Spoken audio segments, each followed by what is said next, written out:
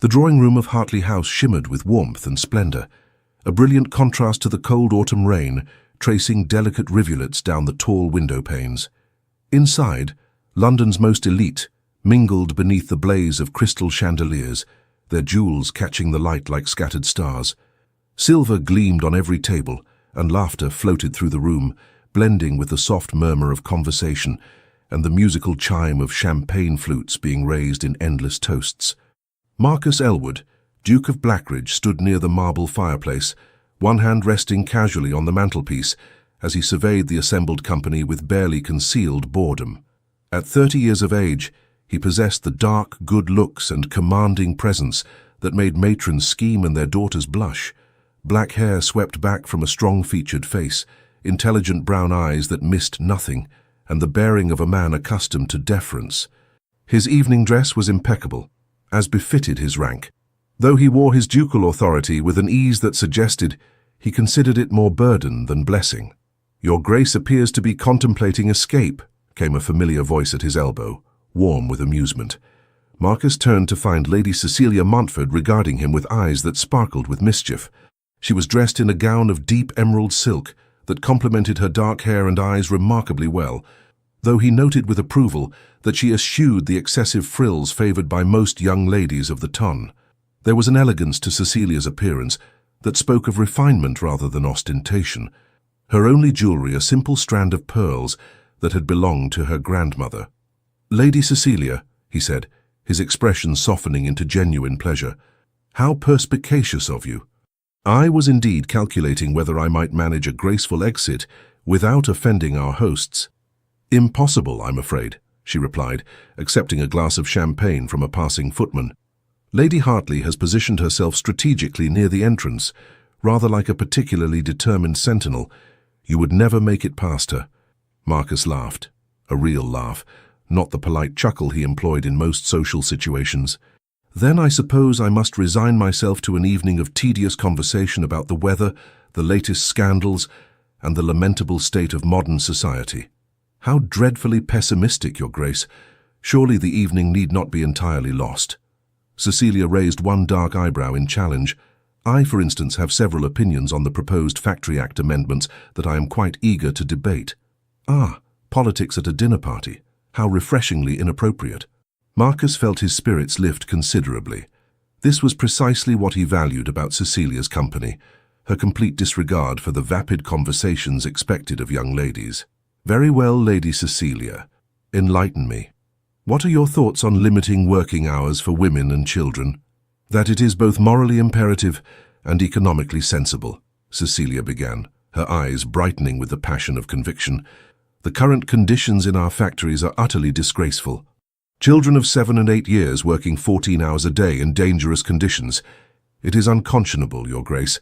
Any civilized society should not interfere with the natural order of commerce," Marcus interrupted smoothly, deliberately taking the contrary position because he knew it would provoke an entertaining response.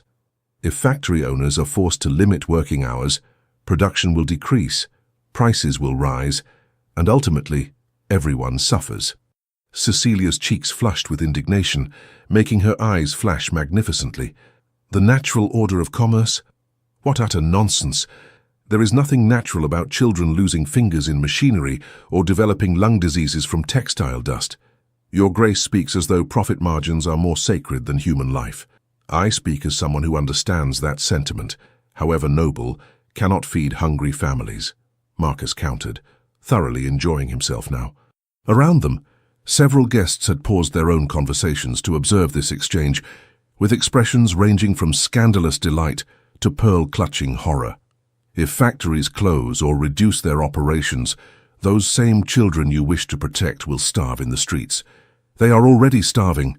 Cecilia's voice had risen slightly, drawing more attention.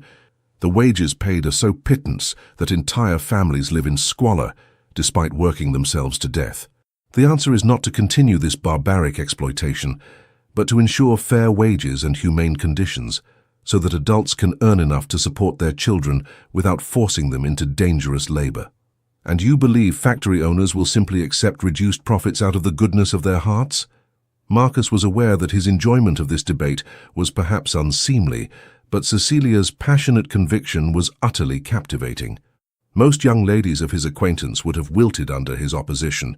Cecilia seemed only to grow more animated. "I believe Parliament can and should compel them to do so through legislation," Cecilia declared firmly. "That is precisely the purpose of government, to protect those who cannot protect themselves. The weak and vulnerable deserve our protection, not our exploitation."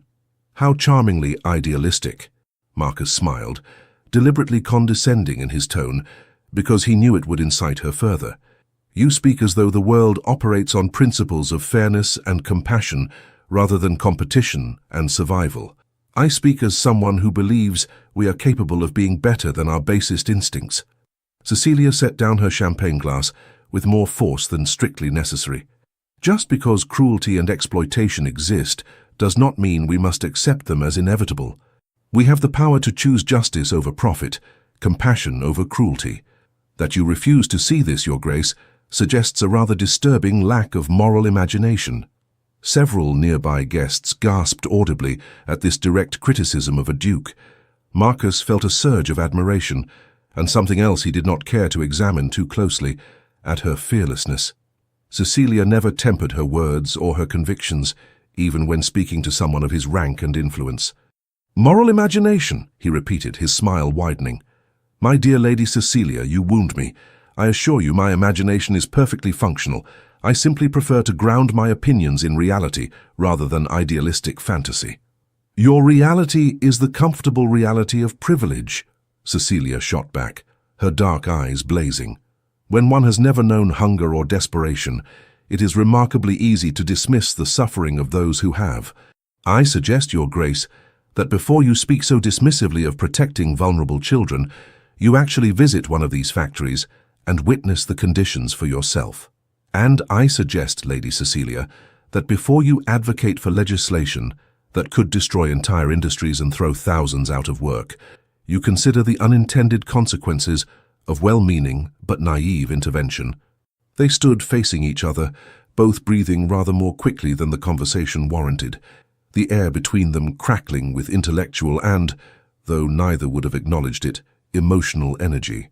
Marcus was acutely aware that every eye in the drawing-room was now fixed upon them, that their hostess was making agitated movements suggestive of imminent intervention, and that he should probably diffuse this situation before scandal erupted.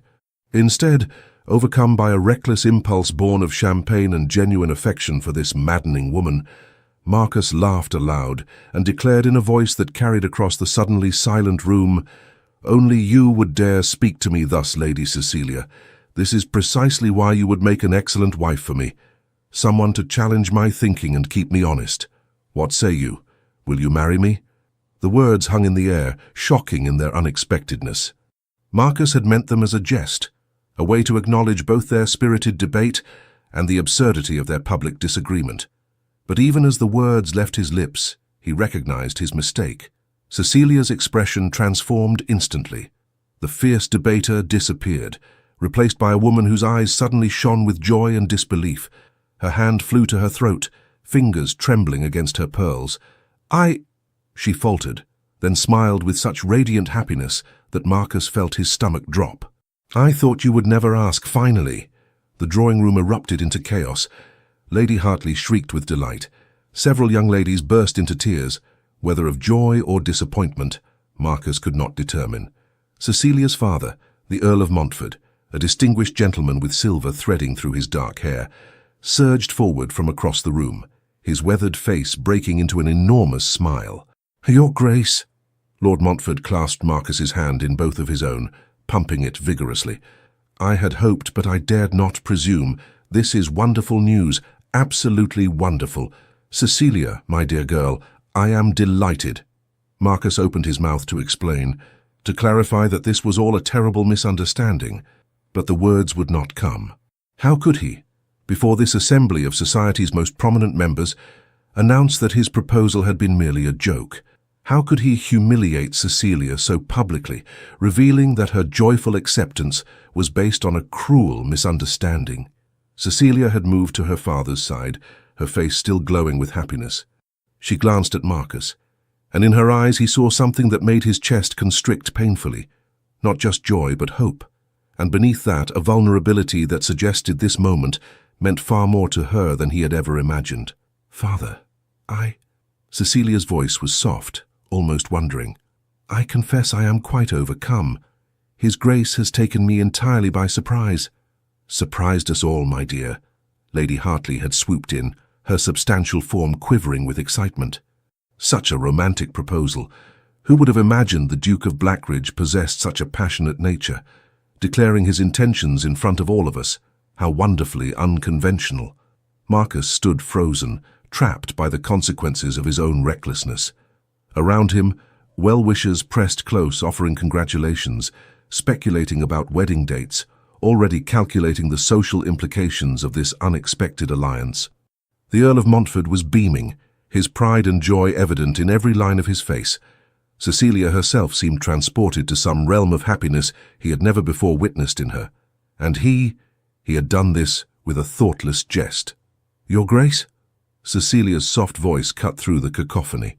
She stood before him, her expression now questioning, as though she sensed something amiss in his silence. "Are you quite well? You seem rather pale."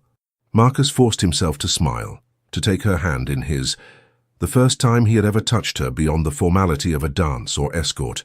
Her fingers were slender and warm, trembling slightly in his grasp. Merely overwhelmed by the suddenness of it all, he managed, the lie tasting bitter on his tongue. "Forgive me, Lady Cecilia. I had not planned. That is, I did not expect." "Neither did I," she said softly, her eyes searching his face. "But I am glad, so very glad." The trust in her gaze, the happiness that seemed to radiate from her very being, struck Marcus like a physical blow. In all their months of friendship, all their spirited debates and shared laughter, he had been blind to what now seemed painfully obvious. Cecilia's feelings for him went far deeper than mere friendship, and he had just entrapped her in an engagement based on a moment of foolish levity. "We must set a date." Lady Hartley was already organizing, her voice rising above the general din. "Perhaps a spring wedding. April is lovely, though March could be managed if we—" "Surely there is no need for haste," Marcus interjected, desperate for time to extract himself from this disaster. "Lady Cecilia and I will need time to plan properly." "Nonsense!" Lord Montfort clapped him on the shoulder with the familiarity of a future father-in-law. "When two people know their minds, why delay? Besides, the season is well underway. Best to secure your happiness before some other matter intervenes, eh?" Marcus felt the trap closing around him with each passing moment. The conventions of society, the expectations of propriety, the honor that governed every aspect of his life, all conspired to bind him to this engagement. To withdraw now would be to humiliate Cecilia before all of London, to damage her reputation irreparably, to mark her as the woman rejected by a duke. He could not do it. Not here, not now, not when she looked at him with such joy and trust. "Of course," he heard himself say, the words emerging as though from a great distance. "You are quite right, Lord Montfort. Why delay indeed?" The celebration continued around him, champagne flowing freely, toasts proposed and drunk with enthusiasm. Cecilia remained at his side, her hand still in his, occasionally glancing up at him with an expression that combined happiness with lingering disbelief, as though she feared this might all prove to be some wonderful dream from which she would soon awaken. Marcus played his part, accepting congratulations with appropriate grace, answering questions about his intentions and plans with carefully non-committal responses. But beneath the facade of the delighted bridegroom, his mind raced frantically, seeking some way to extricate himself from this situation without causing irreparable harm. When at last the dinner bell rang, and the company began moving toward the dining room, Marcus found himself escorting Cecilia, her arm tucked through his in a gesture that now felt weighted with obligation rather than casual friendship. "I can scarcely believe it," Cecilia murmured as they walked, her voice pitched for his ears alone. "All these months, I thought, I was certain you regarded me merely as a friend, someone with whom to debate and discuss. I never imagined—" She broke off, her cheeks coloring becomingly. Marcus felt guilt twist in his gut like a knife. "Cecilia," he began, uncertain what he meant to say. "I know I am not the sort of woman you were expected to marry," she continued, her words tumbling out in an uncharacteristic rush. "I am too opinionated, too argumentative, too little concerned with the frivolities that occupy most ladies. But I promise you, Your Grace, I shall endeavor to be a good wife. I shall not embarrass you with my debates or challenge you so publicly. I can moderate my nature, I can—" "Stop," Marcus said more sharply than he intended. The thought of Cecilia suppressing the very qualities that made her herself, that made their friendship so valuable, was somehow worse than all the rest of this catastrophe. "You will do no such thing. I would not have you change yourself." She looked up at him, her dark eyes shining with unshed tears. Of happiness, he realized, with another stab of guilt. "Truly, truly," he confirmed, though the word felt like lead in his mouth. You are quite perfect as you are, Lady Cecilia." She smiled then, brilliantly, and Marcus understood with sinking certainty that he had made this situation infinitely worse. Each word of reassurance, each gesture of apparent affection, would only deepen the eventual wound when the truth came out. For it would have to come out. He could not marry Cecilia based on a lie, could not build a lifetime on the foundation of a thoughtless joke. But how to tell her without destroying her completely? As they entered the dining room, where places of honor had already been arranged for the newly engaged couple, Marcus caught sight of himself in a gilt-framed mirror. The face that looked back at him appeared composed, perhaps even pleased, the very picture of a fortunate man. Only he could see the truth behind the image. He was a coward and a fool, trapped by his own carelessness in a situation from which he could see no honorable escape. The dinner proceeded with interminable slowness. Course followed course. Turtle soup, salmon in cream sauce, roasted pheasant, venison in port wine, delicate pastries and jellies, each accompanied by appropriate wines and abundant conversation. Marcus forced himself to eat, to respond appropriately to the endless stream of well-wishes and barely veiled curiosity about how long he had secretly admired Lady Cecilia. Cecilia herself seemed to glow in the candlelight, more animated and lovely than he had ever seen her.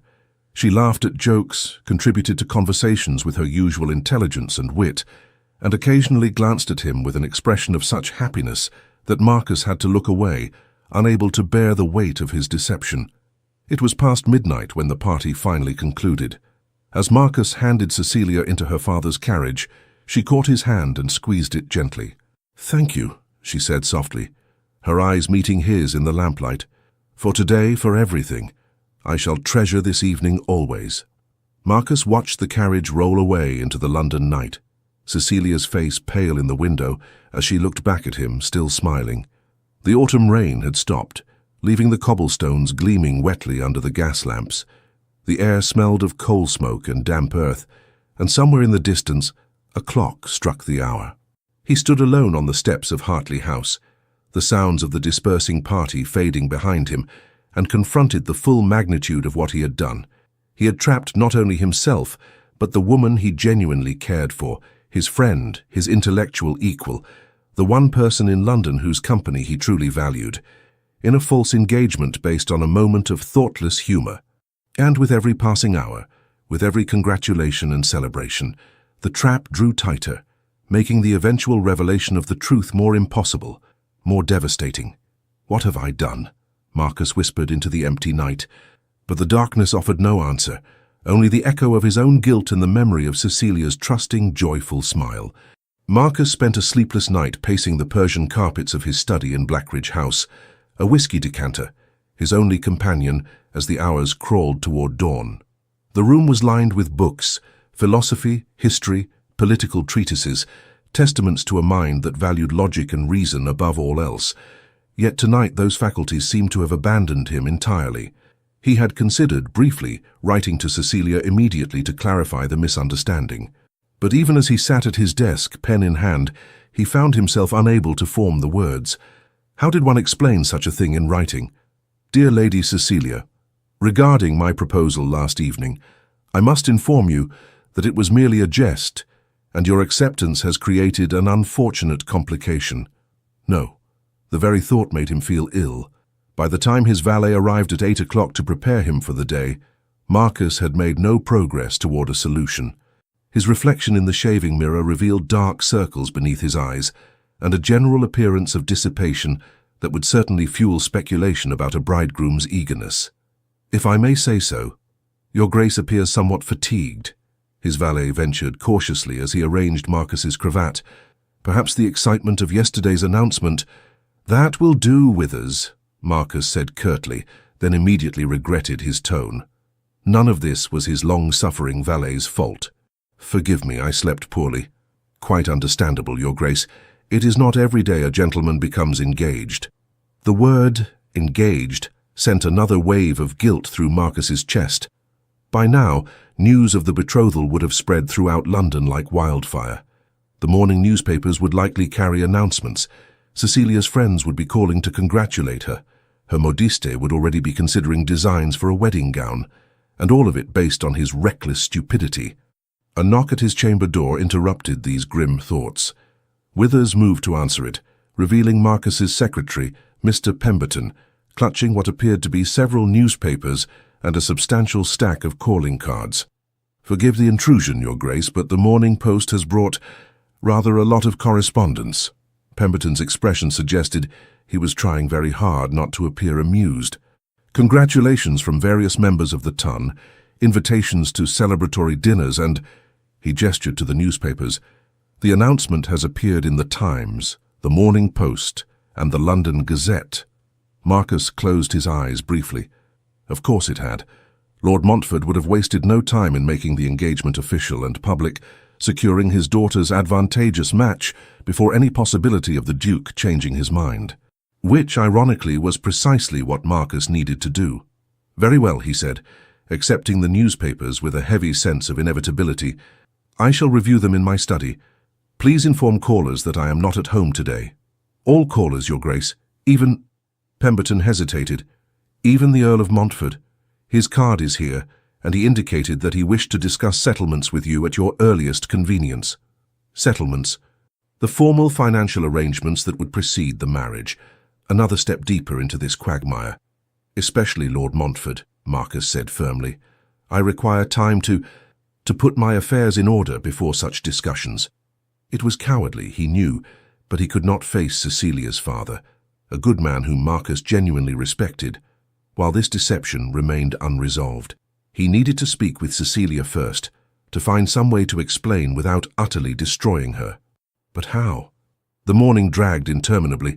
Marcus attempted to distract himself with correspondence and estate matters, but his attention wandered constantly. His mind kept returning to the memory of Cecilia's face at the moment she accepted his proposal. The joy, the disbelief, the hope. He had given her that. With his careless words, he had offered her something she clearly desired deeply, and now he would have to take it away, revealing himself not merely as foolish, but as cruel. By afternoon, Marcus had worked himself into such a state of agitation that when Pemberton announced a visitor, who absolutely refused to be turned away, he was almost grateful for the interruption. His gratitude evaporated when his younger sister, Lady Eleanor Sinclair, swept into his study in a rustle of amber silk and righteous fury. "You absolute fool," Eleanor announced without preamble, fixing him with eyes that were the same brown as his own, but infinitely more perceptive. At 26, Eleanor had been married for 4 years to a baronet she seemed to genuinely esteem, a fact that made Marcus value her opinion on romantic matters, though he would never admit it aloud. "Good afternoon to you as well, sister dear," Marcus said wearily, gesturing toward a chair. "To what do I owe the pleasure of this visit?" "Don't play the innocent with me, Marcus." Eleanor remained standing, her expression stern. "I have just come from calling on Lady Cecilia Montfort, your betrothed in case you had forgotten, and found her in a state of such happiness it would move stones to tears. She spoke of you with such affection, such genuine joy at the prospect of becoming your wife, that I felt physically ill with the knowledge of what you have done." Marcus felt his stomach drop. "She told you? That you proposed to her at the Hartley dinner as a jest?" "No, she did not." "She believes your proposal was genuine, Marcus. She believes you care for her." Eleanor's voice dropped to a tone of withering scorn. "But I know you, brother. I know that look you had yesterday when I saw you across that drawing room, that expression of abject horror poorly concealed. You trapped yourself with careless words, did you not?" There was no point in denying it. Eleanor had always been able to read him better than anyone. Marcus sank into his chair, suddenly exhausted. "It was meant as a jest," he admitted quietly. "We were debating, as we often do, and she was so passionate and brilliant in her arguments that I was overcome with admiration and affection. I said she would make an excellent wife, and then, like a complete fool, I asked her to marry me. I meant it as a compliment, Eleanor, a way of acknowledging how much I value her mind and company. But she accepted before I could clarify, and then her father was there, and all of London society bore witness, and You could not bring yourself to humiliate her by revealing the truth," Eleanor finished. She moved to sit across from him, her expression softening slightly. "Oh, Marcus, what a terrible muddle you have made. I am aware of that. Thank you." Marcus ran a hand through his hair, destroying Withers's careful styling. "I have been trying all night and morning to determine how to extricate us both from this situation without destroying Cecilia's reputation and happiness. I can see no solution." Eleanor was quiet for a long moment, studying him with uncomfortable intensity. "Do you care for her at all? Lady Cecilia, I mean, in any capacity beyond friendship?" Marcus considered the question carefully. "I value her friendship above nearly all others," he said slowly. "She is intelligent, witty, fearless in expressing her convictions. She challenges me intellectually in ways no other woman of my acquaintance does. I enjoy her company immensely." "But you do not love her?" "I had not thought of her in those terms," Marcus admitted. "She has been my friend for nearly 2 years. Marriage, romantic love, these were simply not considerations I associated with Cecilia." "Because you are an idiot," Eleanor said bluntly. "Marcus, I have observed you together on numerous occasions. The way you light up when she enters a room, the way you seek her out in company, the way you laugh, truly laugh, at her wit. Most men would recognize these as signs of at least the potential for deeper feeling. But you, in your arrogance, assumed friendship was the ceiling of your regard, rather than merely its foundation." Marcus wanted to protest, but found he could not. Was Eleanor right? Had he been blind to his own feelings, so caught up in the comfortable safety of friendship that he failed to recognize something deeper? "Even if that were true," he said carefully, "it does not change the fundamental dishonesty of this engagement. Cecilia believes I proposed out of genuine romantic feeling. To marry her while allowing her to persist in that belief would be to build our entire marriage on a lie." "Then tell her the truth," Eleanor said simply. "And break her heart? Humiliate her before all of society?" Marcus shook his head. "I saw her face yesterday, Eleanor. This means something to her, something important. How can I destroy that?" "How can you not?" Eleanor leaned forward, her expression intent. "Marcus, you speak of not wishing to hurt her, but consider what you are proposing instead. You would marry her while harboring this secret, allowing her to believe a fiction about the nature of your feelings. What happens when she eventually discovers the truth? And she will discover it. Secrets of this magnitude always emerge. Then you will have not merely wounded her, but betrayed her trust completely. Is that truly the more honorable course?" Marcus felt the truth of her words like blows. She was right, of course. Perpetuating the deception would only compound the original injury. But the alternative, confessing now, revealing the cruel joke at the heart of this engagement, seemed equally impossible. "I do not know what to do," he said finally, the admission costing him dearly. "For perhaps the first time in my life, Eleanor, I am utterly at a loss." His sister's expression softened with sympathy. "Then I shall tell you what you must do, though you will not like it. You must go to Lady Cecilia and tell her the truth, all of it. How the proposal came about, why you did not correct the misunderstanding immediately, and what your true feelings are, insofar as you understand them. You must give her the choice of how to proceed with full knowledge of the circumstances. She will despise me," Marcus said quietly. "Perhaps," Eleanor acknowledged, "but at least she will despise you honestly, rather than loving you falsely. And, Marcus," she paused, choosing her words carefully, "you must do this soon. Every day that passes, every gesture of courtship you make, every tender word or gift will only make the eventual revelation more devastating. If you care for her at all, you will not allow her to sink deeper into this illusion." Marcus knew she was right.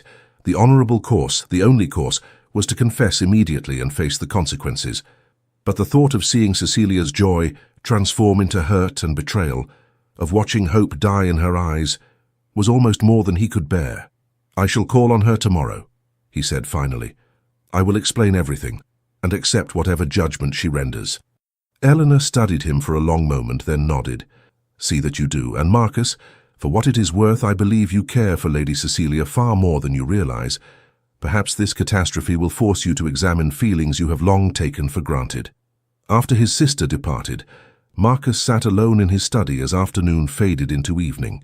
He had committed to confessing the truth tomorrow, to ending this deception before it could cause further harm. It was the right decision, the only decision, yet the prospect filled him with a dread that had nothing to do with his own discomfort. He was afraid of hurting Cecilia, not merely of the social embarrassment or the scandal, but of genuinely wounding someone for whom he cared deeply. Somewhere beneath the friendship and intellectual companionship, beneath his own blindness and stupidity, there existed real feeling. He recognized that now. But was it love? And did it matter when he had already ensured through his own carelessness that Cecilia would never trust his feelings again? Marcus poured another whiskey and watched darkness fall over London, steeling himself for the conversation that would, one way or another, alter both their lives forever. The next morning arrived with grey skies that threatened rain, matching Marcus's mood as his carriage rolled through London toward the Montford townhouse in Grosvenor Square. He had rehearsed what he would say a dozen times, but each version seemed inadequate to the magnitude of his confession. The Montford butler showed him into an elegant morning room, decorated in shades of cream and pale blue. Cecilia rose as he entered, her face lighting with a smile that struck him like a physical blow. "Your Grace, what a wonderful surprise." She was dressed in a simple morning gown of lavender muslin, her dark hair arranged in soft curls that framed her face. She looked young and lovely and entirely too happy to see him. "I had not expected you to call today. Father mentioned you were occupied with estate matters." "Lady Cecilia," Marcus bowed, his throat suddenly tight. "I hope I am not intruding. I wish to speak with you privately, if you would permit it." "Of course." Cecilia gestured to the butler to close the doors, then seated herself on a small sofa, indicating the space beside her. "Come, sit. You seem quite serious, Your Grace." "Is something amiss?" Marcus remained standing, unable to bear the intimacy of sitting beside her while preparing to shatter her happiness. "Cecilia, I must speak with you about our engagement, about how it came to pass." "Our engagement?" She tilted her head, puzzled but not yet alarmed. "I confess I am still quite astonished by the whole affair. You're not having second thoughts, are you? I know I can be rather outspoken and unconventional, but I truly believe we should suit well. Our minds are compatible and—" "Please let me speak," Marcus interrupted gently. He moved to the window, unable to meet her eyes for what he must say. "What I'm about to tell you will be difficult to hear. I beg you to allow me to finish before you respond." The quality of silence behind him changed, acquiring a tension that suggested Cecilia had recognized the gravity of his tone. "Very well," she said quietly. "I am listening." Marcus forced himself to begin, the words emerging with painful slowness. "At the Hartley dinner, when I proposed to you, He paused, gathered his courage, and turned to face her. She deserved to see his expression, to judge his sincerity for herself. "It was meant as a jest, Cecilia, a thoughtless joke born of my enjoyment of our debate and my admiration for your passion and intelligence. I never intended it as a genuine proposal of marriage." He watched the words register, so understanding dawn in her eyes, followed immediately by confusion and hurt. The color drained from her face, leaving her pale as marble. "A jest?" she repeated, her voice barely above a whisper. "You proposed to me as a joke?" "Yes," Marcus said, the admission heavy with shame. "I did not mean, I never intended for you to accept. I thought the absurdity of the situation, the public setting, would make clear that I was being facetious. But you responded before I could clarify, and then your father arrived and society bore witness, and I—" He paused, struggling for words adequate to his failure. "I could not bring myself to humiliate you by revealing the truth in that moment. So I allowed the misunderstanding to continue, thinking I would find some private way to explain. But with each passing hour the deception only deepened, and now you come to tell me the truth," Cecilia finished, her voice remarkably steady, though her hands trembled in her lap. "How very noble of you, Your Grace." The coldness in her tone, the formal address after so long using his Christian name in private conversation, cut deeper than any accusation could have. "I know my behavior has been reprehensible," Marcus said desperately. "I know there is no excuse for such carelessness, for allowing you to believe—" He broke off, unable to continue under the weight of her gaze. Cecilia rose slowly, her movements careful, controlled. "Let me see if I understand correctly. You found our debate so amusing that you jokingly proposed marriage, never imagining I might accept such an offer from you. When I did accept, with joy, with genuine happiness at the prospect of becoming your wife, you realized you had made a terrible mistake, but could not bring yourself to correct it immediately. So instead, you allowed me to spend 2 days believing myself beloved, permitted my father to announce our engagement to all of society, and let me plan a future that you had no intention of honoring." Her voice remained calm, unnaturally so, as though she feared that showing emotion would shatter her completely. "Is that an accurate summary of events?" "Yes," Marcus said wretchedly. "Cecilia, I am—" "Do not." She held up one hand, stopping him. "Do not apologize. Do not tell me you never meant to hurt me. Your intentions are irrelevant compared to the reality of what you have done." "You have every right to be angry," Marcus began, but Cecilia laughed, a harsh, bitter sound utterly unlike her usual warm mirth. "Angry? Oh, Your Grace, anger would be a mercy.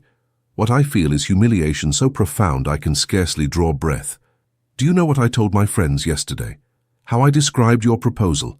I said it was romantic, that you had declared your feelings before all of London because you could no longer contain them. I wept with joy, Marcus.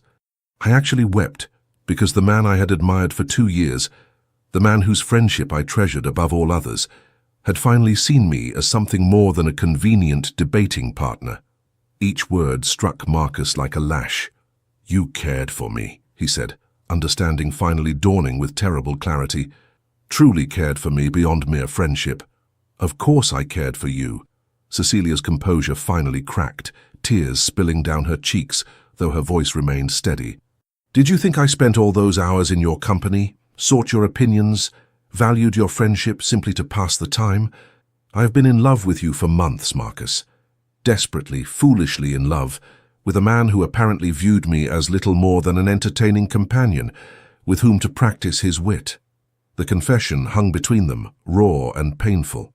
Marcus felt something twist in his chest, grief, perhaps, or recognition of something precious destroyed before he had even recognized its existence. "I never viewed you as merely entertainment," he said hoarsely. "Cecilia, you are my dearest friend. I value your mind, your spirit, your courage more than I can express. If I failed to recognize my own feelings, if I was blind to the depth of yours, it was not from lack of regard, but from—" "From what?" Cecilia demanded, anger finally breaking through her controlled facade. "From what, Marcus? Stupidity, arrogance, the assumption that I, with my unfeminine opinions and inappropriate debates, could never be worthy of romantic consideration? That a woman like me should be grateful for friendship and never dare to hope for more? No!" Marcus crossed the room without thinking, desperate to make her understand. "It was none of those things. I simply never allowed myself to consider you in that light because I valued our friendship too highly to risk it. The women I was expected to marry were insipid creatures with whom I had nothing in common. You were different. You were real and honest and yourself. I placed you in a separate category, thinking I was honoring you, when in truth I was merely protecting myself from examining feelings that frightened me." Cecilia stared at him, tears still tracking down her cheeks. "And now that you have been forced to examine those feelings, what have you discovered?" It was the crux of everything, the question that had haunted Marcus through his sleepless night. He could give her comfortable lies, could claim the indifference his careless proposal suggested, or he could offer the truth, raw and uncertain as it was. "I have discovered," he said slowly, meeting her eyes with all the honesty he possessed, "that I am a fool who very nearly destroyed something precious out of sheer blindness. I have discovered that your absence from my life these past 2 days has been agony, that the thought of hurting you, of causing the pain I now see in your face, is unbearable. I have discovered that what I dismissed as mere friendship may in fact have been love all along." hidden even from myself because I was too cowardly to acknowledge it. For a long moment, Cecilia simply looked at him, her expression unreadable. Then she shook her head slowly, fresh tears spilling. "It is too late," she whispered. "Even if what you say is true, even if you do care for me, how can I believe it? How can I trust anything you say after this?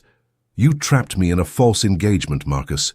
You allowed me to parade my happiness before society, while knowing it was all based on a cruel joke. Every word of affection you might speak now is tainted by that deception. I will never know if you mean it, or if you are simply trying to salvage the situation." The truth of her words struck Marcus like a blow. She was right. He had destroyed the very foundation on which trust might have been built. Even if his feelings were genuine, even if he had finally recognized the depth of his regard for her, she would have no way to believe him. "What would you have me do?" he asked quietly, accepting his defeat. "I will honor any decision you make regarding our engagement. If you wish to end it, I will take full public responsibility. I will ensure society knows the fault was entirely mine, that you were the victim of my thoughtless behavior. Your reputation will be protected as much as possible." Cecilia laughed again, that same bitter sound. "My reputation. Marcus, the moment you withdraw from this engagement, for whatever reason, I become the woman rejected by a duke. Society will speculate endlessly about what deficiency in me caused you to change your mind. I will be pitied, gossiped about and marked as undesirable marriage material for any other gentleman of good standing." "Then what would you have me do?" Marcus repeated, his own frustration breaking through. "I have confessed the truth, because to do otherwise would have been a greater betrayal. I have acknowledged my feelings such as I understand them. I have offered to accept the consequences of my actions. What more can I do, Cecilia?" "You can leave," she said quietly, turning away from him to stare out the window at the grey London morning. "You can leave and allow me time to consider what I wish to do about this disaster you have created. Whether I choose to end our engagement or continue it, the decision must be mine alone, made without pressure or persuasion from you." Marcus wanted to protest, to argue that leaving now meant abandoning her to face this crisis alone. But he recognized the justice in her request. He had taken away her agency once with his careless proposal. The least he could do was allow her to reclaim it now. "Very well," he said softly. "I will await your decision. But Cecilia—" He paused at the door, needing her to hear this even if she could not yet believe it. "I am truly sorry. For the joke, for the deception, for failing to see what was before me until it was too late. You deserved far better than what I have given you." She did not turn from the window, did not acknowledge his words beyond a slight nod. Marcus let himself out, each step away from her, feeling like a small death. As his carriage rolled away from Grosvenor Square, Marcus stared blindly at the passing streets and finally allowed himself to confront the full weight of Eleanor's accusation. He had been an idiot, blind, arrogant, and foolish. He had taken Cecilia's friendship for granted, never questioning why her company pleased him above all others, why he sought her opinion before anyone else's, why her laughter could transform his entire day. He had loved her, perhaps, for longer than he realized, and through his own carelessness and cowardice he had ensured that she would never be able to trust that love, even if it were genuine. The rain that had threatened all morning finally broke. As his carriage pulled up to Blackridge House, sheets of water washing over the cobblestones like tears. Marcus sat in the downpour for a long moment, before finally ascending the steps to his empty home, wondering if he had just made the greatest mistake of his life, not in making a foolish joke, but in waiting too long to recognize what truly mattered. 3 weeks passed with no word from Cecilia. Marcus honored her request for time and space, though it cost him dearly. He did not call at the Montford residence, did not attempt to send notes or gifts, did not try to force a resolution through intermediaries. Instead, he endured the peculiar torture of seeing their engagement announced in the newspapers while knowing the truth behind it, of accepting congratulations from acquaintances while uncertainty gnawed at him constantly. Society, of course, noticed his absence from Lady Cecilia's side. Speculation ran rampant through drawing rooms and gentlemen's clubs. Whispers that the Duke had developed cold feet, that Lady Cecilia had revealed some deficiency of character, that the engagement was not quite as solid as initially believed. Marcus ignored it all, refusing to provide fuel for the gossip mongers through either comment or reaction. But ignoring society did not mean he could ignore the ache of Cecilia's absence from his life. It was remarkable, he reflected during his solitary evenings, how completely one person could infiltrate every aspect of existence without one's awareness. He would begin to read a political treatise and think Cecilia would have thoughts on this, before remembering that Cecilia's thoughts were no longer available to him. He would attend parliamentary sessions and find himself composing arguments in his head, anticipating her responses, only to return to an empty house where those conversations could never occur. Eleanor called regularly, providing what news she could glean from her own visits to Lady Cecilia, though she made clear her displeasure at having to play messenger. "She attends functions when she must," Eleanor reported one grey afternoon as they took tea in Marcus's library, "but she leaves early."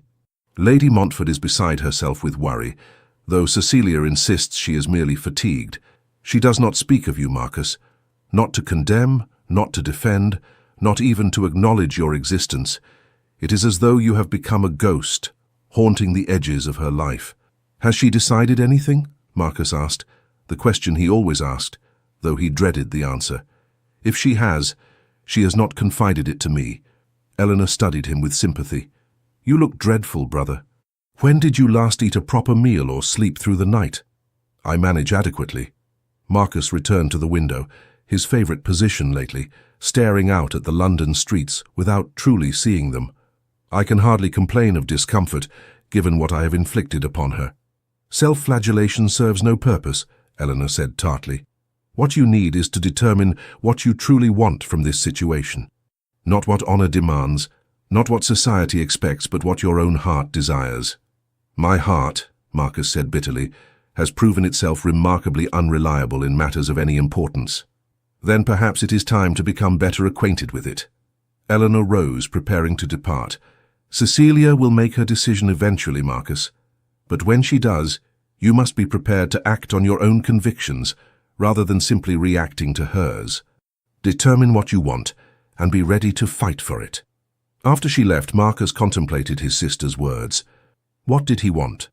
The question seemed simple, yet its answer eluded him. He wanted Cecilia to forgive him, certainly. He wanted to restore the friendship they had shared, the easy companionship and intellectual exchange. But was that all? The memory of her tear-stained face haunted him. "I have been in love with you for months, Marcus.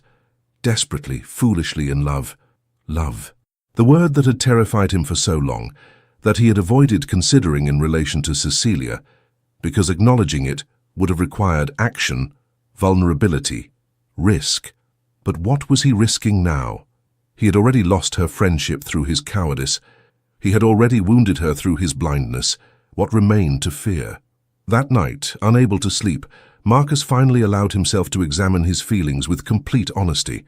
He loved Cecilia, not merely as a friend, not simply as an intellectual companion, but with the full depth of romantic attachment he had so carefully avoided acknowledging.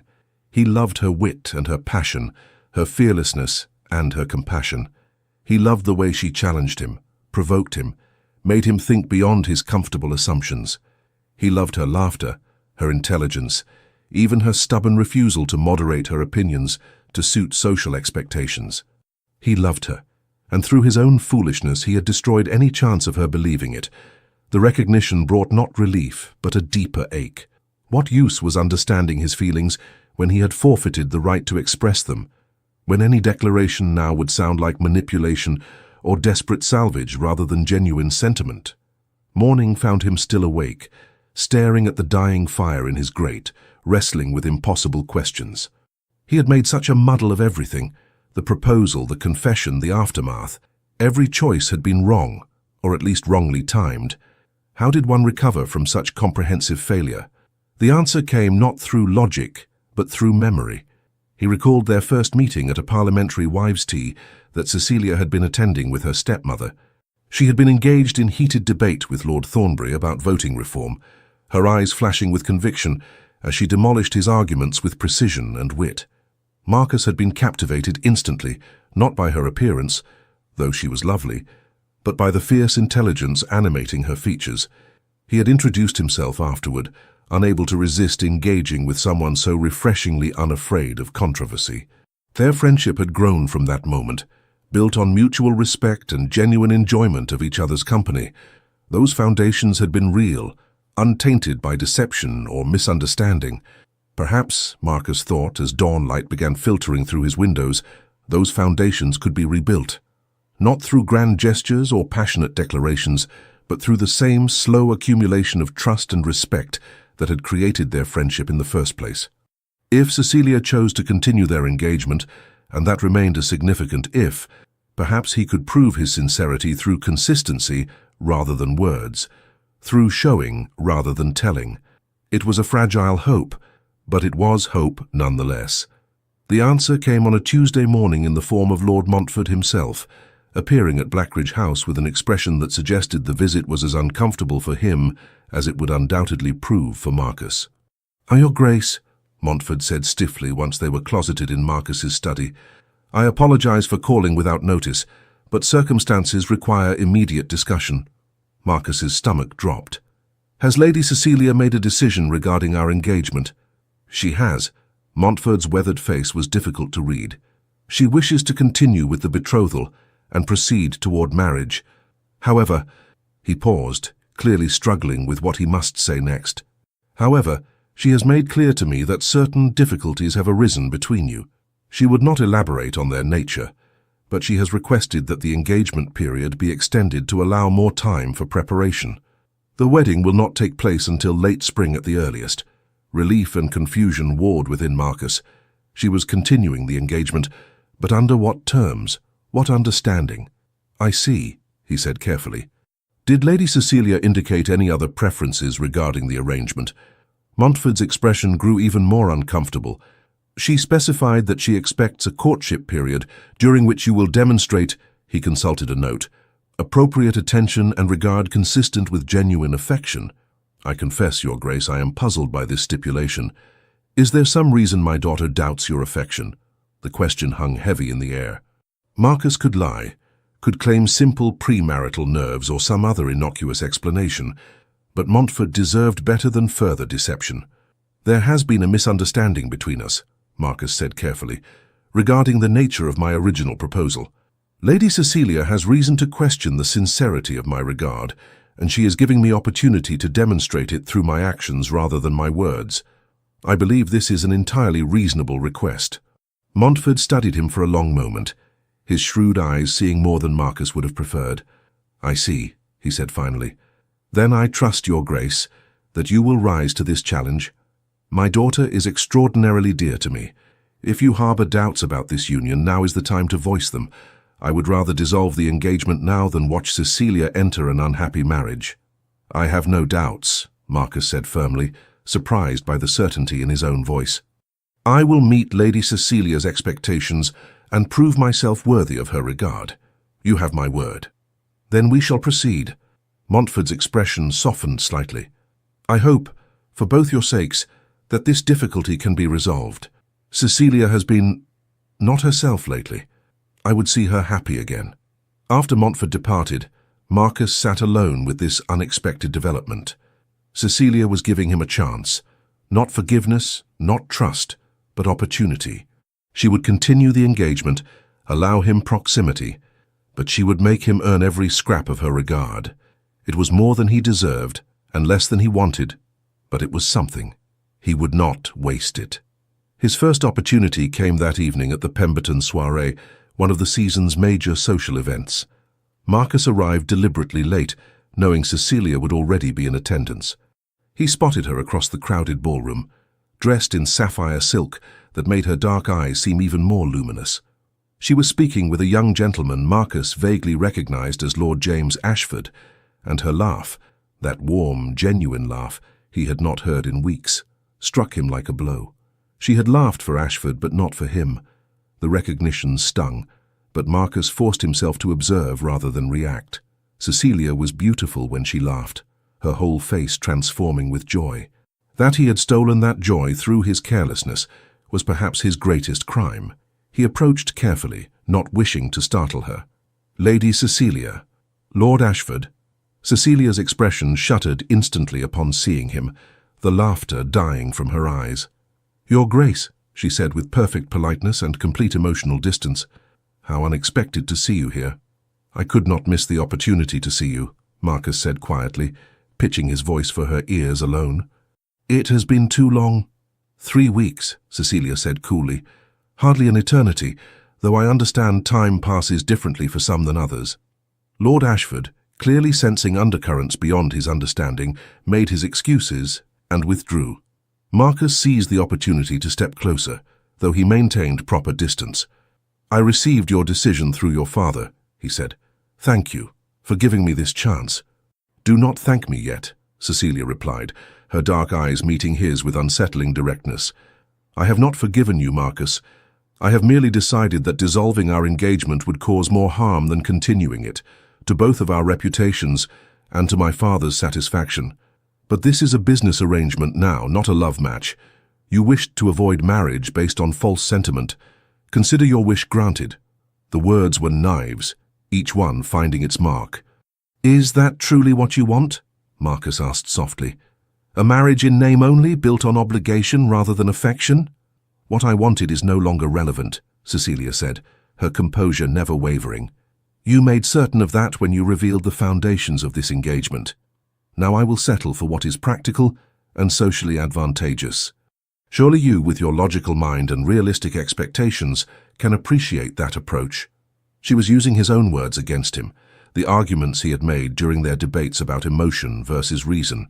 Marcus recognized the tactic, even as it wounded him. I was wrong, he said simply. About many things, but especially about the relationship between logic and feeling. I thought I was being reasonable by dismissing romantic sentiment. I failed to recognize that some things, some people, transcend mere reason. Cecilia's expression flickered. Surprise, perhaps, or hurt, or both. Pretty words, she said, her voice hardening. But words are cheap, Your Grace. Anyone can claim affection after being caught in a cruel joke. I require proof, not poetry. Then proof you shall have, Marcus promised. Whatever you need from me, whatever demonstration of sincerity you require, I will provide it. Only tell me what will convince you. I will tell you nothing, Cecilia said firmly. This is not an examination where I provide the answers in advance. You must determine for yourself what genuine regard looks like, what real courtship entails. If you cannot do that without instruction, then you prove my point, that your feelings are hollow performance rather than authentic sentiment. It was a test, Marcus realized, one without clear parameters or known endpoints.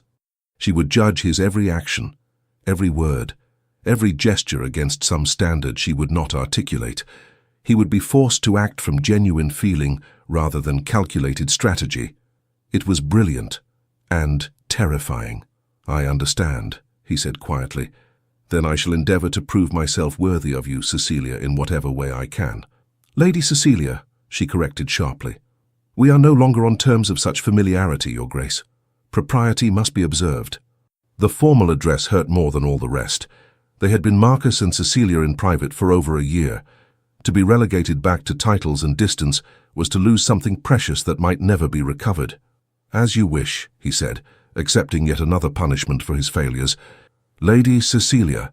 She nodded, then turned away to rejoin the other guests, leaving Marcus alone with the recognition that this would be infinitely harder than he had imagined.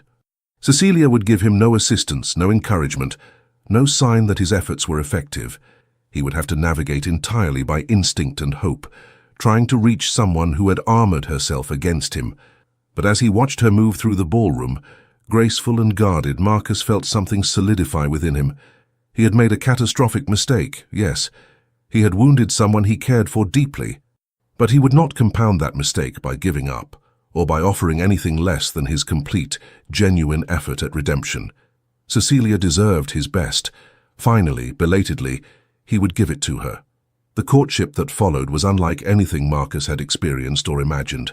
He called at the Montford residence daily, always properly chaperoned, bringing flowers that Cecilia accepted with polite thanks and no visible pleasure. He escorted her to exhibitions and concerts, where she maintained perfect propriety and emotional distance. He engaged her in conversation on topics he knew interested her, only to receive responses that were intelligent but impersonal, as though she was speaking to an acquaintance rather than her betrothed. Lord Ashford called often as well, Marcus noted with growing unease, and Cecilia seemed to enjoy his company far more than Marcus's, laughing at his jokes, engaging with his observations, showing the warmth and animation she denied Marcus. Whether she did this deliberately to wound him, or whether Ashford simply pleased her more, Marcus could not determine. But watching another man make Cecilia smile while his own presence only brought guardedness was its own form of torture. "You are losing her," Eleanor observed after encountering them at a gallery showing, where Cecilia had stood with Ashford viewing paintings while Marcus trailed behind like an unwanted shadow. "She is moving on, Marcus. Can you not see it?" "I see it," Marcus said grimly. "But what would you have me do? I cannot force her feelings. I can only continue demonstrating mine and hope that eventually she will believe them genuine." "Then demonstrate them more effectively," Eleanor urged. "Grand gestures, brother. Declarations. Show her through action that she matters more to you than pride or propriety." But what grand gesture could penetrate Cecilia's armor? What declaration could she not dismiss as calculated performance? Marcus found himself paralyzed between the need to prove his sincerity and the fear that any attempt to do so would only confirm her belief that he was playing a role rather than revealing genuine feeling. The breakthrough came unexpectedly. At yet another society function, the Carlisle ball notable primarily for the excessive heat produced by too many people in too small a space, Marcus had been standing near the refreshment table, watching Cecilia dance with Lord Ashford for the third time that evening, when he overheard a conversation that made his blood run cold. "Poor Duke of Blackridge," Lady Pembroke was saying to her companion, her voice carrying clearly over the music. "Trapped by his own careless words into an engagement with a woman entirely unsuitable for his station. One can hardly blame him for looking so miserable at these events."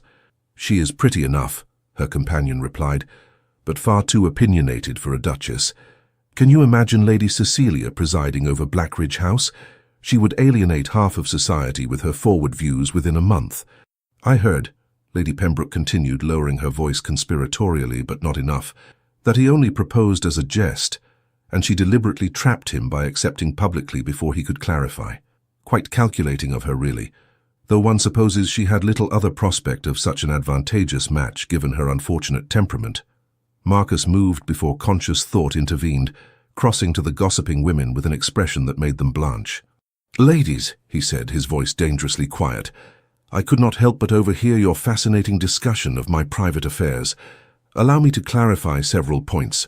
First, I proposed to Lady Cecilia because I recognized in her something I had been too blind to see earlier, a woman of extraordinary intelligence, compassion, and strength of character. Second, far from being trapped, I count myself extraordinarily fortunate that she accepted me. Third, if you or anyone else in this ballroom suggests again that Lady Cecilia is anything less than entirely worthy of becoming Duchess of Blackridge, you will discover precisely how unpleasant I can make your remaining time in society. Do I make myself clear?" Lady Pembroke had gone quite pale. "Your Grace, we meant no disrespect." "Then I suggest you endeavor more successfully in that aim," Marcus said coldly.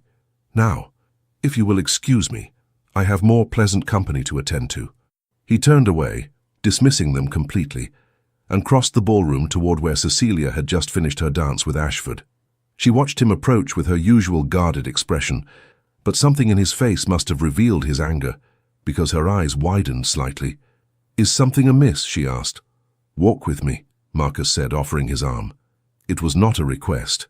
Cecilia glanced at her stepmother, received a nod of permission, and allowed Marcus to escort her onto the terrace, where the cool night air provided relief from the oppressive heat inside. Other couples strolled the gardens, but Marcus guided them to a more secluded corner, near a fountain where the sound of water provided privacy. "What has happened?" Cecilia demanded once they were alone. "You look quite fierce." "I overheard Lady Pembroke and her companion discussing us, with speculation that was both cruel and false," Marcus said, anger still simmering in his voice. "They suggested that you trapped me into this engagement through calculation, that you are unsuitable to be my Duchess, that I regard you as a burden." Cecilia's expression shuttered. "I see. And this troubles you because it is lies," Marcus said forcefully. "Because they malign you unjustly." Because... He stopped, realized this was the moment, the opportunity to finally break through her armor or fail completely. He chose truth. Because hearing someone disparage the woman I love, as though she were some scheming fortune hunter, made me want to call them out for their insult. Cecilia went very still. "The woman you love," she repeated flatly. "How convenient that you should discover this love, just when my reputation is being questioned. What a coincidence that your feelings should suddenly clarify when defending me serves your own interests." "Damn my interests," Marcus said, with uncharacteristic vulgarity. "And damn propriety and society's expectations and everything else that has prevented me from saying what I should have said weeks ago. I love you, Cecilia, not because it is convenient or expected or beneficial to my reputation. I love you because you are brilliant and passionate, and the only person in London who makes me feel truly alive. I love you because I am miserable without your friendship, desolate without your laughter, lost without your presence in my life." "Stop," Cecilia whispered. But Marcus could not stop, would not stop, not when he was finally saying what he should have recognized months ago. "I love you because you challenge me to be better than I am, because you see through all my pretensions and posturing to the man beneath, because when I am with you, I am not the Duke of Blackridge performing his role. I am simply Marcus, and that is enough.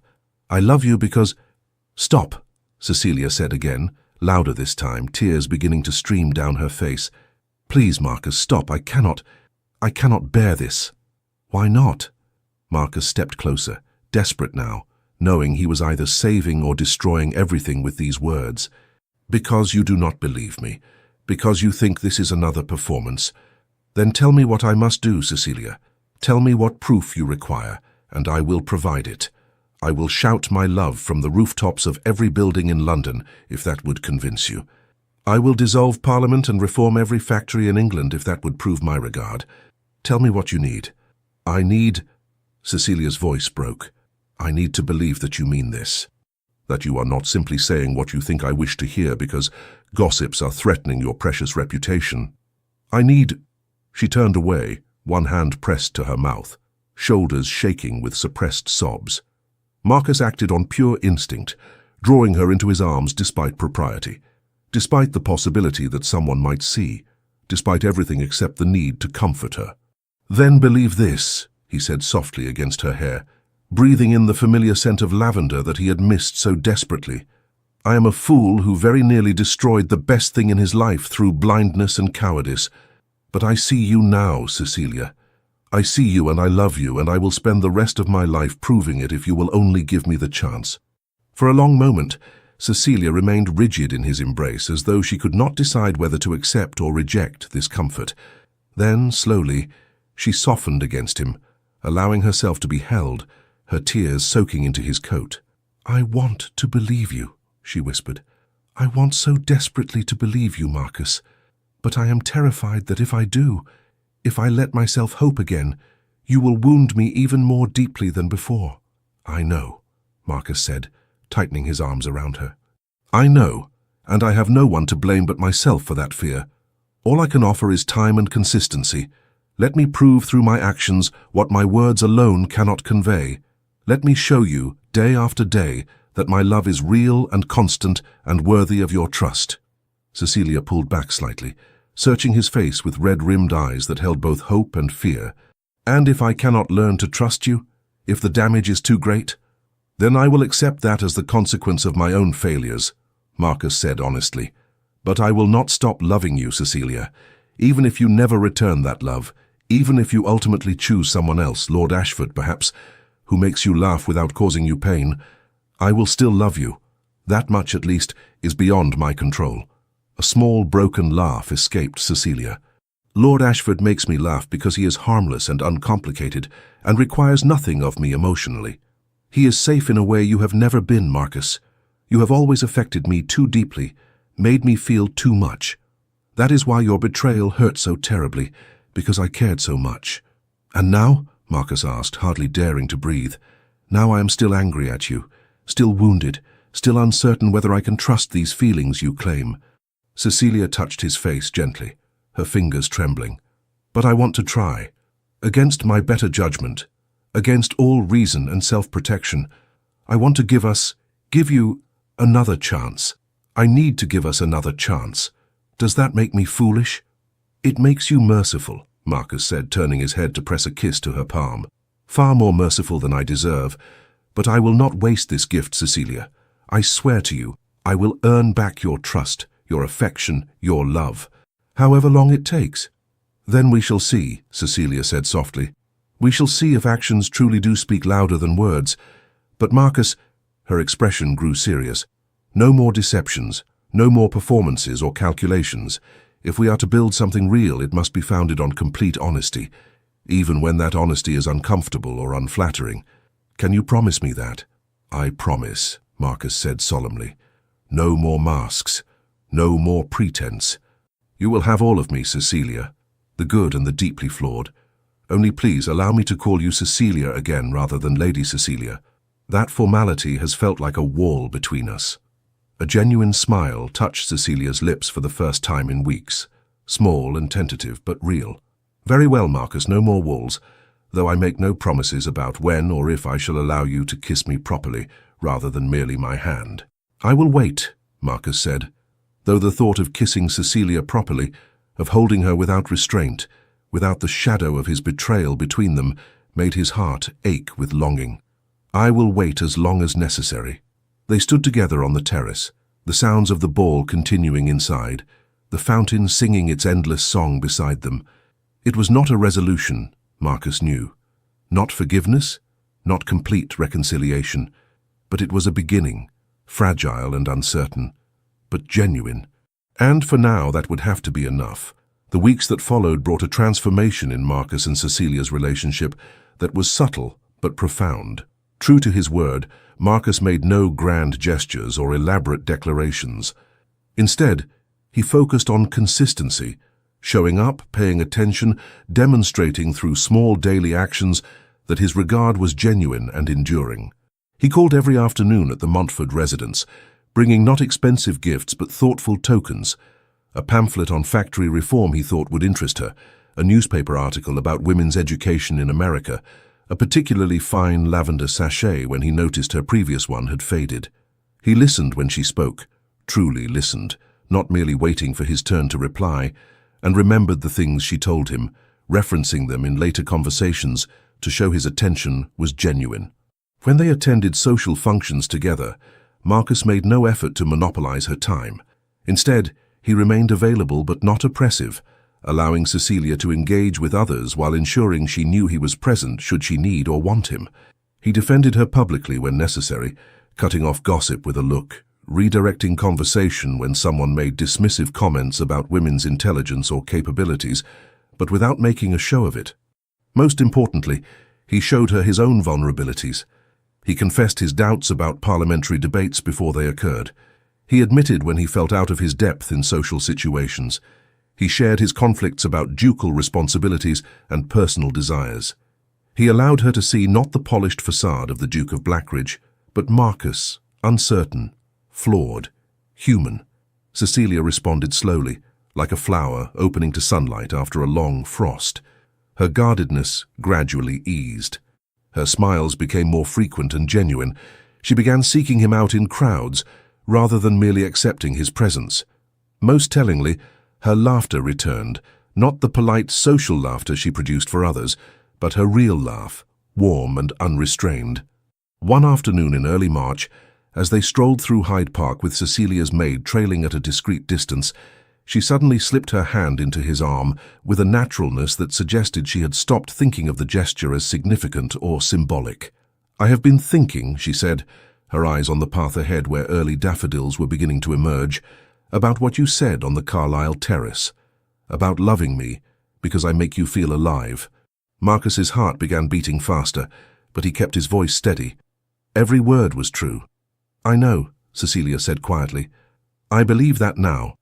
Not because you have said it repeatedly, but because I see it in how you look at me, how you listen, how you remember small details I mention. Love is not in declarations but in attention, is it not? In the choice to show up day after day, even when nothing particularly exciting is happening." "Yes," Marcus agreed, hardly daring to hope where this conversation might lead. "That is precisely it." "Then I must confess something to you," Cecilia stopped walking, turning to face him fully. I have been so focused on whether I could trust you, on protecting myself from further hurt, that I failed to acknowledge something important. I still love you. I never stopped loving you, Marcus, even when I was angry and wounded, even when I tried to convince myself that what I felt was merely the remnant of foolish infatuation. I love you, and that terrifies me because love makes one so dreadfully vulnerable. Joy flooded through Marcus so intensely he felt dizzy with it. "Cecilia, let me finish," she said, though she was smiling now, tears glistening in her eyes. "I am choosing to be vulnerable with you. I am choosing to trust that the man I see before me, the one who has shown up every day for weeks, who listens and remembers and shares his own fears, is the real you. Not the man who made that terrible joke, but also not some perfect ideal. Just Marcus, flawed and human and trying his best. That man I can love. That man I do love." Marcus felt his own eyes sting with tears, an unfamiliar sensation for someone who prided himself on emotional control. "You are the bravest person I know," he said roughly. "After everything I did, that you can still—" His voice broke. He tried again. "Thank you for this chance, for your trust, for your love. I will honor all of it, every day for the rest of our lives." "I know you will," Cecilia said simply. Then, with characteristic directness that made him love her even more, "Now are you going to kiss me properly, or must I wait until after the wedding?" Marcus laughed, surprised and delighted, and so full of feeling he could barely contain it. "Here? In Hyde Park, where anyone might see?" "Here," Cecilia confirmed. "Let society see that we are genuinely, ridiculously in love. Let them gossip about the Duke of Blackridge kissing his betrothed with such improper enthusiasm in a public park. I find I no longer care what they think." "Neither do I," Marcus said, and drew her into his arms. The kiss was everything he had imagined and more, tender and passionate, tentative and confident, an apology and a promise all at once. Cecilia's arms came up around his neck, her fingers threading through his hair, and Marcus felt something fundamental shift inside him. This was right. This was real. This was love, freely given and gratefully received. When they finally parted, both breathing quickly, Cecilia's cheeks were flushed and her eyes were bright.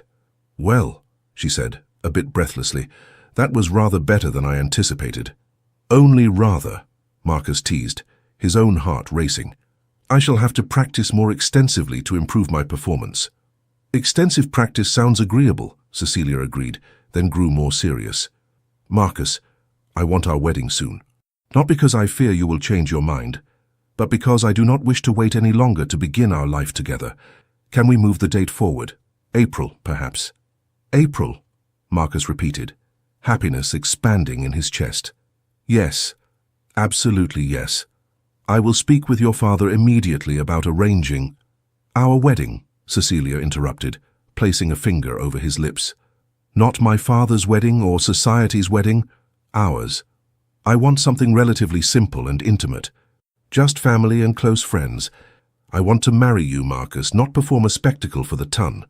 "Anything you wish," Marcus said, catching her hand and pressing a kiss to her palm. "Though I must warn you, my mother will have opinions about simplicity." "Your mother," Cecilia said thoughtfully, "has been remarkably gracious to me during this whole affair. I suspect she sees more than she admits." "My mother," Marcus said wryly, "is terrifyingly perceptive and has been telling me I am an idiot since I was 7 years old. She undoubtedly recognized my feelings for you long before I did." They resumed walking, hands joined now openly, Cecilia's maid discreetly pretending not to have witnessed the kiss. Marcus felt lighter than he had in months, as though some great burden had been lifted from his shoulders. Cecilia loved him. She trusted him. They would marry not out of obligation or social pressure, but because they genuinely wanted to build a life together. "I have a confession," Cecilia said, after they had walked in comfortable silence for a while. "Lord Ashford." Marcus felt a flicker of the old jealousy. "What about him?" "I encouraged his attention deliberately," Cecilia admitted.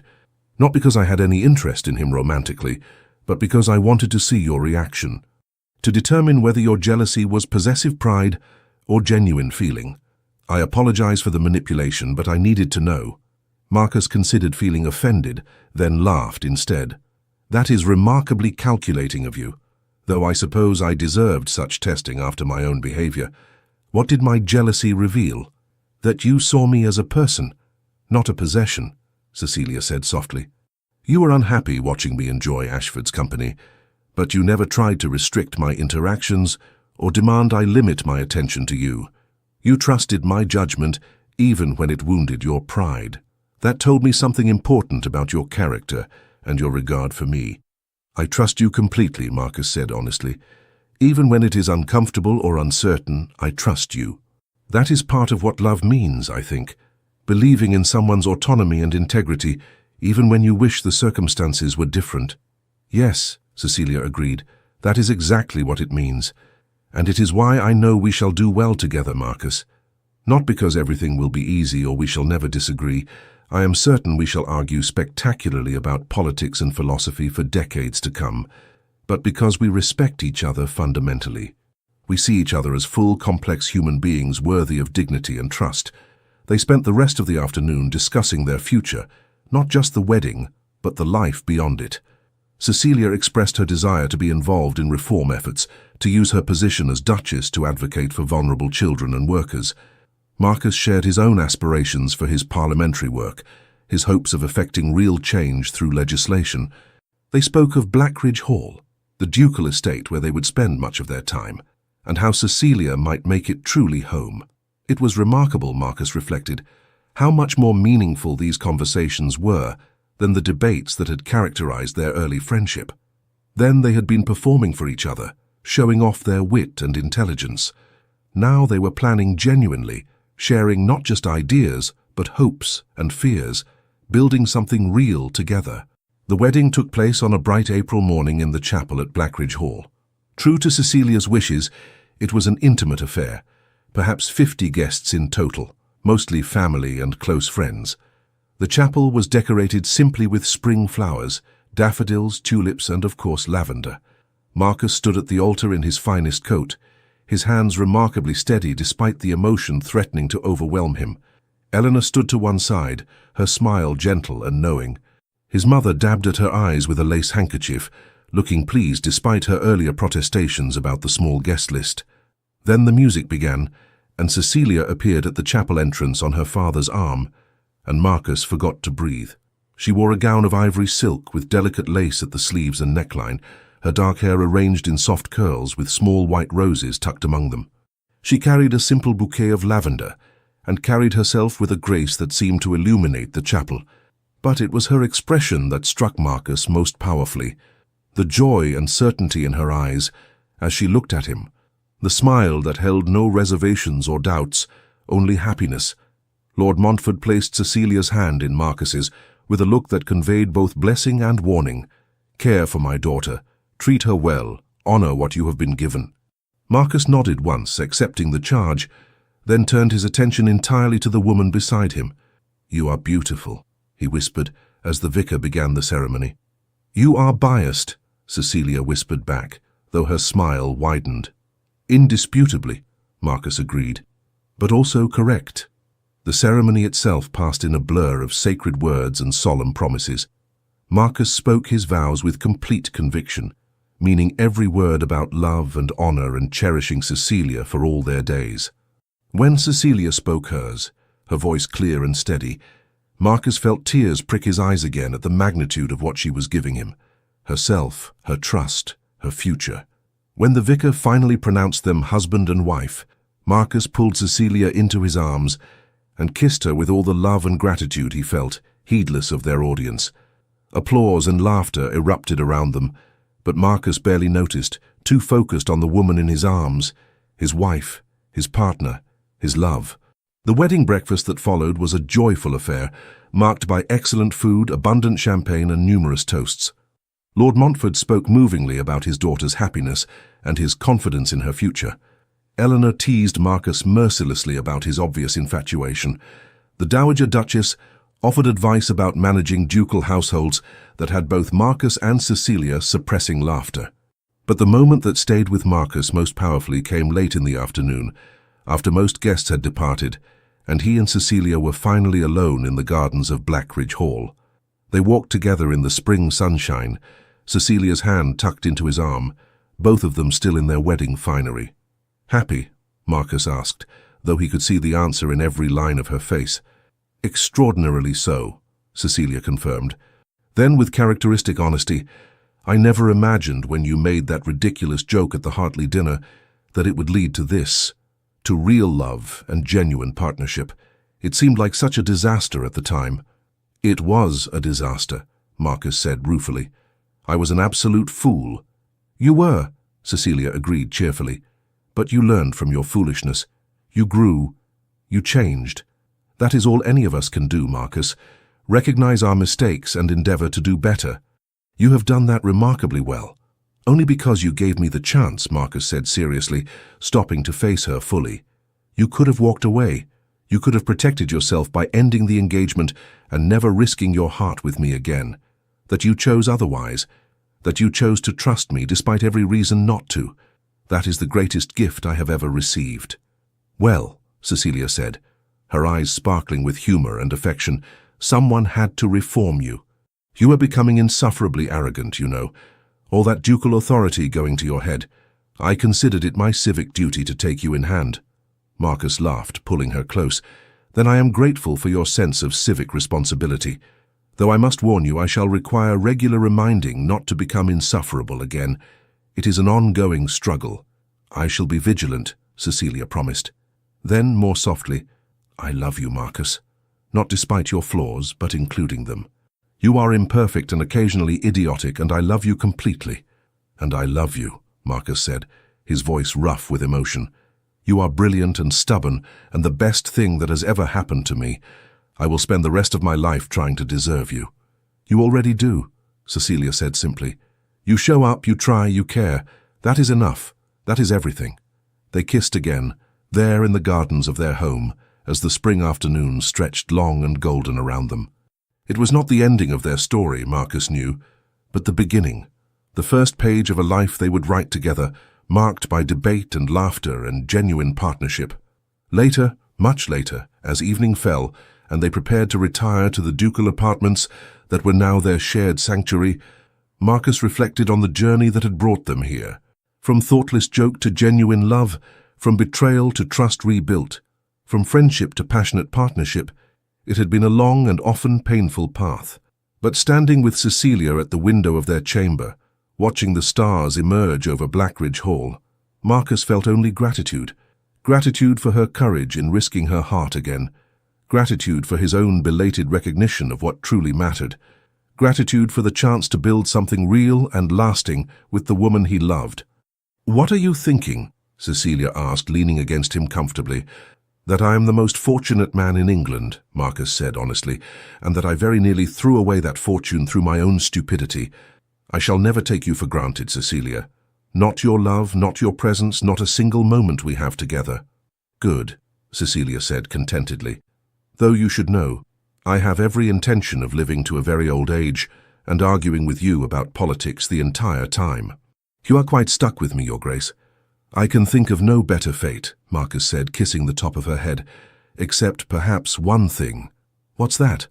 "That eventually, not immediately, but eventually, we might have children who inherit your intelligence and passion. I would very much like to watch you be a mother, Cecilia. I think you would be magnificent at it." Cecilia turned in his arms, her expression soft. "And I think you would be an excellent father. Not perfect, certainly, but present and caring and willing to learn. Yes, children, eventually, but for now." She smiled up at him with an expression that made his heart race. "For now, I would like to simply be your wife. Is that agreeable?" "Entirely agreeable," Marcus said, and drew her close, grateful beyond words for this woman, this love, this life they would build together. 2 years later. The morning sun streamed through the windows of the Blackridge nursery, illuminating a scene of domestic chaos and contentment. Marcus sat on the floor, something that would have horrified him 2 years ago, watching his wife attempt to coax their 11-month-old son, Thomas, to take his first steps. "Come on, darling," Cecilia encouraged, holding out her hands. "Come to Mama. Just a few steps." Thomas, who had inherited his mother's dark hair and his father's brown eyes, regarded her seriously for a moment, then promptly sat down with a decisive thump and began examining his toes instead. "I believe our son has inherited your stubborn nature," Marcus observed, trying not to laugh at Cecilia's exasperated expression. "My stubborn nature." Cecilia turned to give him a look of mock outrage. "He is absolutely your son, Marcus. That expression he just made, that is your I shall do things in my own time, thank you face." "I have no such face," Marcus protested, even as he recognized the truth in her words. Thomas was indeed a perfect combination of both of them, Cecilia's intensity and his own determination, her warmth and his reserve, her intelligence and his logic. "You absolutely do," Cecilia insisted, abandoning her attempts to make Thomas walk in favor of scooping him up for a kiss. "You make it whenever I suggest you should perhaps attend fewer parliamentary sessions and more social events, or whenever Eleanor tells you that your latest speech was too long, or whenever—" "I concede the point," Marcus interrupted, rising from the floor to join them. He looked at his son, an astonishment that still struck him daily, and felt the same overwhelming love he had experienced the moment Thomas was born. "Though I must say, if he has inherited our combined stubbornness, heaven help his future tutors." "And his future wife," Cecilia added with a grin. "Speaking of which, I received a letter from your mother this morning. She is already making subtle inquiries about potential matches for Thomas." "He is not yet a year old," Marcus said, aghast. "I am aware. I told her that we would not be entertaining such discussions until Thomas is at least 3. Cecilia's eyes sparkled with mischief. "She was most put out by my lack of maternal ambition." Marcus laughed, pulling both wife and son into his arms. "You are a terrible daughter-in-law." "I am an excellent daughter-in-law," Cecilia corrected. "I simply refuse to allow your mother to arrange Thomas's entire life before he can even walk. We shall let him choose his own path, make his own mistakes, find his own way, just as we did." "Even if that path leads him to propose to someone as a joke at a dinner party?" Marcus asked wryly. "Even then," Cecilia confirmed. "Though I shall certainly counsel him about clarity in courtship. Perhaps we can spare him some of our more dramatic moments." They stood together in the nursery, sunlight warming them, their son babbling contentedly between them. It was so far from the life Marcus had imagined for himself 2 years ago, the careful, controlled existence he had planned, free from emotional complications or messy entanglements. But it was infinitely better. "I love you," he said quietly, the words still carrying weight despite how often he now spoke them. "Both of you, more than I ever imagined possible." "I love you too," Cecilia replied, rising on her toes to kiss him. "Even when you are being insufferable, which is still rather frequently." "I shall endeavor to be less insufferable," Marcus promised. "Please don't," Cecilia said, smiling against his lips. "I have grown quite fond of your particular brand of insufferability. It keeps life interesting." Thomas chose that moment to grab both their faces, making a sound of imperious demand that suggested he felt he was being neglected. They laughed together, turning their attention to their son, marveling at this small person they had created, this manifestation of their love. Later, after the nurse had taken Thomas for his nap, and Marcus and Cecilia had retreated to the library for their customary afternoon tea, they resumed the political debate they had been conducting for the past week about proposed education reforms. Their voices rose and fell in familiar patterns, argument and counter-argument, passion and logic, the intellectual dance that had first drawn them together. "You are being deliberately obtuse," Cecilia accused, though her eyes were bright with enjoyment.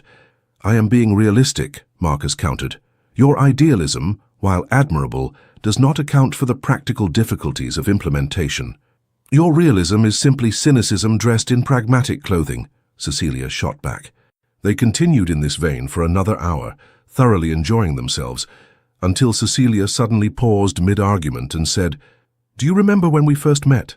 That tea where I was debating Lord Thornbury?" "Of course," Marcus said. "You demolished his argument so thoroughly that he avoided you at social functions for months afterward." "I was terribly nervous," Cecilia confessed. "I knew you were watching, and I so wanted to impress you. Even then I think I was a little bit in love with you, though I would never have admitted it."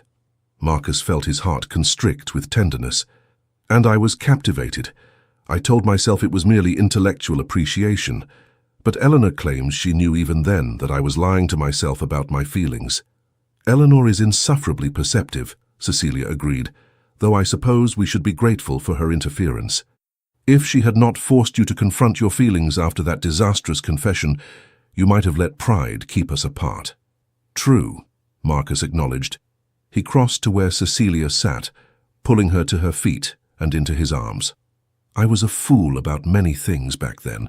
I'm trying very hard not to be a fool anymore. You are succeeding admirably, Cecilia assured him, though I do have one complaint about our current arrangement. What's that? We have been married for 2 years and I still win the majority of our debates. You really must improve your argumentation skills, Your Grace. I'm beginning to suspect you sometimes concede points simply to please me. Marcus laughed, delighted as always by her competitive nature. Guilty as charged.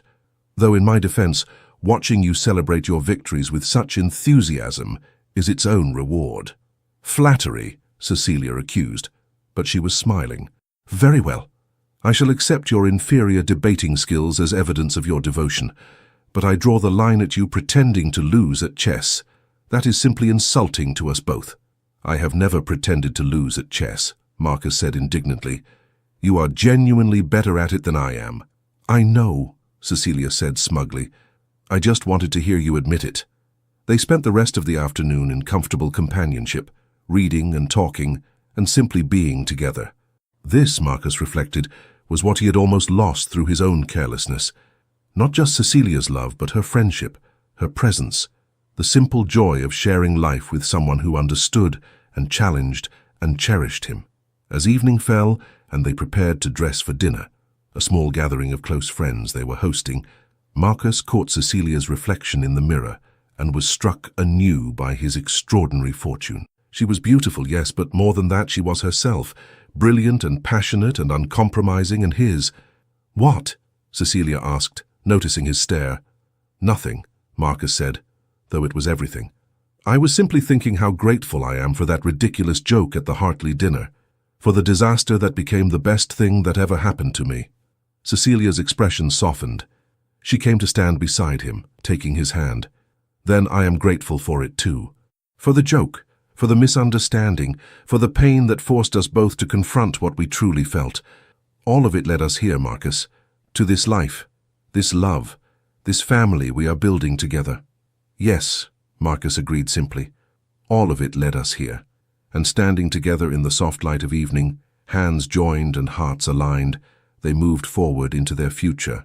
Not perfect, never perfect, but genuine and hard-won and entirely their own. The end. Thank you for staying with us until the end of this story. If you felt your heart race, break and mend again, with Marcus and Cecilia's journey from misunderstanding to true love, you're not alone. We invite you to subscribe, like, comment, and share this video to support our storytelling family.